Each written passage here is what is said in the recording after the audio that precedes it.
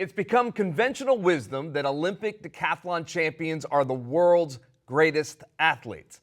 With all due respect to Milt Campbell and Rayford Johnson, both who have inspiring stories, as we just told, I contend they are not the world's greatest athletes. Do tell, my friend. As our viewers know, the decathlon is a 10-event contest spanning 2 days. My argument boils down to this.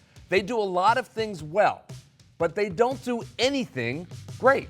I disagree with that premise. There is one thing they do great. They are great at doing everything well. See, here's what these guys have to do.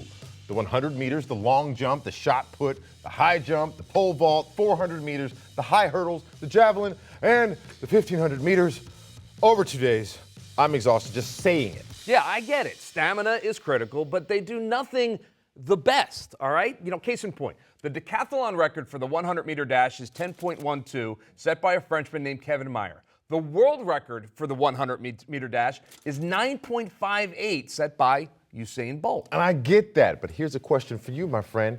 Could Usain Bolt throw the shot put or even do the pole vault? You want to see that? Probably not, but so what? The shot put record is 23.3 meters set by Ryan Krauser. The decathlon record is 19.1 meters by a Swiss guy named Eddie Hubacher. That is a 13-foot difference right there. Ladies and gentlemen, these are events that require skill. You have to have speed events like the 100 meters. You got the strength and technique events like the shot put.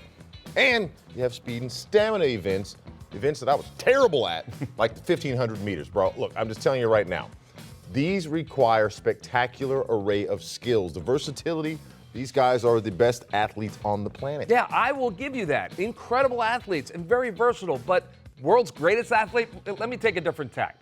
Who's a better athlete, Michael Jordan or the now Caitlyn Jenner? You're trying to stump me. I want to say Jordan, but I get where you're going. I mean, a guy like LeBron James is as strong as the strongest decathlete, but he can do a bunch of things better than the best decathlete, like jump through the roof.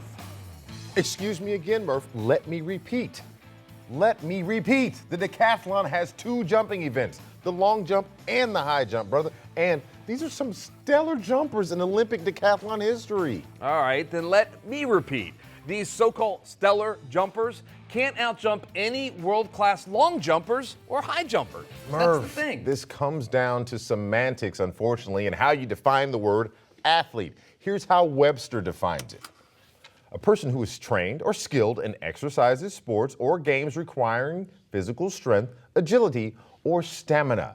By that definition, decathletes would certainly qualify as great athletes. Sports, games requiring strength, agility, swagger, and stamina. Yes, I added swagger. There are no ors with decathletes. They have to be good at every single one of these events. Case closed. All right, well, not in my mind, but I'm curious to hear what the all-knowing Farzi has to say about this particular debate. What say you, Mark?